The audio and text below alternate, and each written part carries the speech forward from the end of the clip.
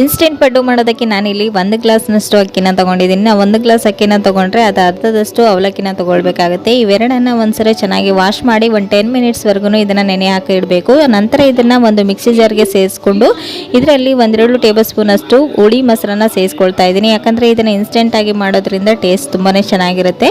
So 2 table ಸ್ಪೂನಷ್ಟು ಮೊಸರನ್ನ ಹಾಕಿ ಚೆನ್ನಾಗಿ ಈ ರೀತಿ ಗ್ರೈಂಡ್ ಮಾಡ್ಕೊಂಡು ತೊಗೊಳ್ಳಿ. ಇವಾಗ ಇದನ್ನು ಒಂದು ಮಿಕ್ಸಿಂಗ್ ಬೌಲ್ಗೆ ಸೇರಿಸ್ಕೊಂಡು ಇದಕ್ಕೆ ರುಚಿಗೆ ತಕ್ಕಷ್ಟು ಉಪ್ಪು ಹಾಗೆಯೇ ಒಂದು ಅರ್ಧ ಟೇಬಲ್ ಸ್ಪೂನಷ್ಟು ಅಡಿಗೆ ಸೋಡಾನ ಸೇರಿಸ್ಕೊಂಡು ಇದರಲ್ಲಿ ಈ ಒಂದು ಬ್ರೇಕ್ಫಾಸ್ಟ್ನ ಇನ್ನೂ ಹೆಲ್ದಿ ಮಾಡೋದಕ್ಕೋಸ್ಕರ ಒಂದು ಸ್ವಲ್ಪ ಟೊಮೆಟೊ, ಈರುಳ್ಳಿ ಹಾಗೂ ಒಂದು ಸ್ವಲ್ಪ ಕ್ಯಾರೆಟ್ ಹಾಗೆ ಕ್ಯಾಪ್ಸಿಕಮ್ನ ಸೇರಿಸ್ಕೊಂಡು ಇದನ್ನ ಚೆನ್ನಾಗಿ ಒಂದ್ಸರಿ ಮಿಕ್ಸ್ ಮಾಡ್ಕೊಂಡು ತಗೊಳ್ಳಿ. ಈ ಕಡೆ ಚಟ್ನಿ ಕೂಡ ರೆಡಿ ಮಾಡಿದ್ದೀನಿ. ಇದರ ಒಂದು ಫುಲ್ ಡೀಟೇಲ್ಸ್ ವಿಡಿಯೋನ ನಾನು ಆಲ್ರೆಡಿ ಕವಿತಾಸ್ ಕನ್ನಡ ರೆಸಿಪಿ ಚಾನಲಲ್ಲಿ ಹಾಕಿದ್ದೀನಿ. ನಿಮ್ಗೆ ಯಾರಿಗಾದ್ರೂ ಇಂಟ್ರೆಸ್ಟ್ ಇದ್ರೆ ಹೋಗಿ ಚೆಕ್ ಮಾಡ್ಕೊಳ್ಬೋದು. ಇವಾಗ ಕಾದಂತ ಪಡ್ಡು ತವದ ಮೇಲೆ ಈ ಹಿಟ್ಟನ್ನು ಹಾಕಿ 2 ಕಡೆನೂ ಈ ರೀತಿ ಹೊಂಬಣ್ಣ ಬರೋವರೆಗೂ ಬೇಯಿಸ್ಕೊಂಡು ಇದನ್ನ ಬಿಸಿ ಬಿಸಿ ಕೋಕೋನಟ್ ಚಟ್ನಿ ಜೊತೆಗೆ ಸರ್ವ್ ಮಾಡಿದೆ.